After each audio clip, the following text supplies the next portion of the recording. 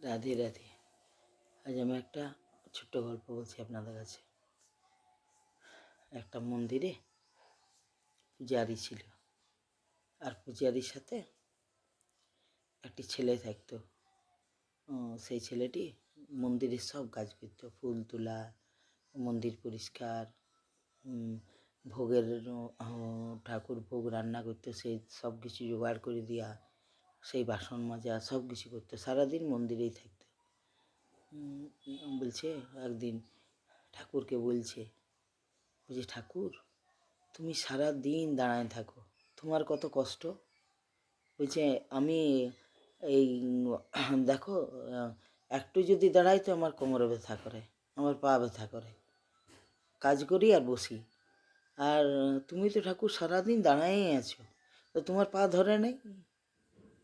বলছে আমি তুমি এক কাজ করো, বলছে একবার বসো তো, সবসময় দাঁড়ায় থাকলে পর এমনি কাজ হয় নাই। তো ওই ছেলেটির মাথাটা একটু গোলমাল ছিল। তো ঠাকুরকে নিজের মানে কথা, যেমন আমার কথা শুনতে পায় এইভাবে কথা বলতে, একটু বসে তো, সারাদিনটা দাঁড়াই আছে, কি করো তুমি দাঁড়ায় দাঁড়ায় সারাদিন, কি কাজ, একটু বসতে পারো না, একটু শুতে আরাম করতে পারো না। বলছে আমি দরজাটা দিয়ে দিছিলাম, তুমি ভিতরে একটু বসে তো, আরাম করো তো, আর আমি এইখানে শুচ্ছি। দুপুরবেলা ভোগ টোগ ইয়া করার পর বসেছে, আর ওই ঠাকুরের সাথে ওই কথা বলছে। কথা বলতে বলতে তারপর বলছে জানি না বাবা, কী যে মতি গতি কে জানি। হ্যাঁ, একটুকু বসতেও পারে না, একটু শুতেও পারে না, একটু আরাম করতেও পারে না, সারাদিন দাঁড়াই আছে। নিয়ে রাত্রিবেলায় ঠাকুর এসেছে, এসে পরে ওর মাথা সেখানে দাঁড়াইছে, দাঁড়ায় পরে বলছে যে হ্যাঁ রে, ওর ওর নাম ছিল ভোন্দা। বলছে হ্যাঁ রে ভোন্দা, বলছে তুই তো আজ আমাকে খুব বকলি যে আমি দাঁড়ান দাঁড়ায় কী করি। তো এক কাজ কর, তুই কালকে আমার জায়গায় তুই দাঁড়া, আর আমি তোর কাজগুলো কালে আমি করে দেবো, তো তুই আর আমি বাদ দিয়ে ওটা কেউ জানবে নেই। বলছে হ্যাঁ ঠিক আছে, কালে আমি আমার কাজগুলো তুমি করো, আর আমি তোমার জায়গায় দাঁড়ান থাকবো। অমনি প্রতিদিন এমনি দাঁড়ান দাঁড়ায় থাকতে পারা যায় নাকি, আমি কাল তোমার জায়গায় দাঁড়াবো। বলছি ঠিক আছে। বলছি তাহলে তুই এক কাজ করবি, সকালবেলায় মন্দির খুলবে, আর তুই যা আমি যেখানে দাঁড়ায় আছি সেখানে তুই দাঁড়ান দিবি। বলছি হ্যাঁ ঠিক আছে, তারপরে তুমি ইয়া করবে। বলছি হ্যাঁ। নিয়ে পরের দিন সকাল হয়েছে, যায় নিয়ে পরে মন্দিরটি খুলেছে, খুলে পরে আমরা দেখছি যে ওইখানে তো ঠাকুর দাঁড়ায় নাই, যায়নি, ও দাঁড়ায় দিয়েছে, দাঁড়ায় দিয়েছে। হ্যাঁ, তার সঙ্গে একটা কথা বলে দিয়েছিল ঠাকুর, যে দেখ সারাদিন দাঁড়ায় থাকবি, কিন্তু কোনো কথা বলতে পারবি না, চুপ থাকতে হবে। বলছে হ্যাঁ ঠিক আছে, আমি চুপই থাকবো, তুমি যেমন চুপ করে থাকো অমনি চুপ করেই থাকবো। আর এখন ওই ভোঁদা সাজিয়ে পরে ঠাকুর সেদিন সব মন্দিরের কাজ করছে, আর ওই ভোঁদা ঠাকুর সাজিয়ে দাঁড়ায় আছে, দাঁড়ায় আছে। এখন একটু বেলা হয়েছে, পূজা টুজা হওয়ার পর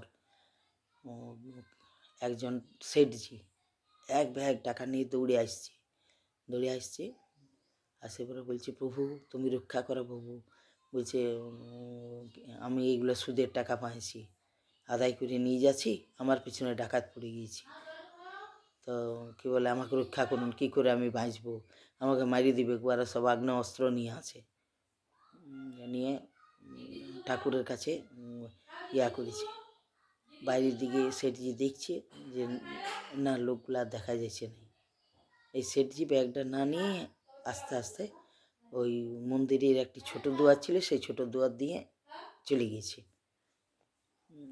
গিয়েছে। তো তখন বন্ধু ও ঠাকুরের জায়গায় দাঁড়ায় আছে, মনে মনে বলছে ডাকি বলে দেবো নাকি, সেটজি তোমার ব্যাগটা ভুলে গিয়েছো।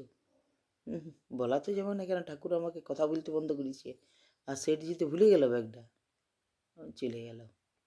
আর একটুকু পরে এক ব্রাহ্মণী এসছে, আর ব্রাহ্মণী এসে পরে ওই অমনি কাঁদছে, ঠাকুর তুমি আমার দুটো ছেলে দিয়েছো, ছেলেগুলার আমার কত কষ্ট, সবার ছেলেরা সব স্কুল যাচ্ছে, আর আমার ছেলেগুলা ওরা স্কুল যায়, আর আমার ছেলেগুলি ঘরে থাকে, কত কাঁদে।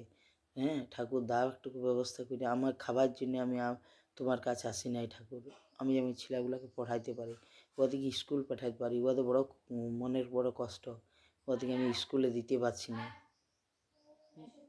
এখন ব্রাহ্মণী প্রণাম করে উঠছি, তখন দেখছি একটা ব্যাগ নামা আছে। ব্যাগটা খুলে দেখছি গাদা টাকা। তখন বলছে কেউ তো নাই মন্দিরে। তখন টাকার ব্যাগটি নিয়ে চলে গেল। তখন বন্ধু বলার জন্য অস্থির যে ওই ব্যাগটা নিয়ে যায় না, ওটা তোমার লয়, মাড়াবাড়ি ভুলে গেছে শেঠজি। কিন্তু আরও মনে পড়ে গেছে ও ঠাকুর বন্ধ করেছে কথা বলতে। ও চুপচাপ থাকলো, ওই ব্যাগ নিয়ে ব্রাহ্মণী চলে গেল। তার কিছুক্ষণ পর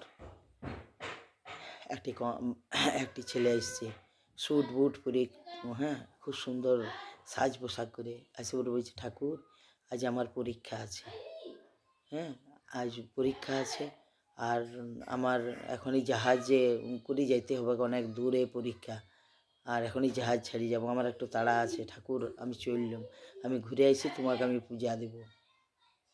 নিয়ে এই পেছু করে পরে আসতে যাবে, আর সিঁড়ি জল দিয়ে ধোয়া ছিল, স্লিপ কাটে পরে পড়ে গেল, পড়ে হাঁটুটা ভাঙিয়ে গেল হাঁটুটা। এবারে লোকজন বাইরে এসে পরে উঠায় নিয়ে পরে উহাকে হসপিটাল নিয়ে গেল।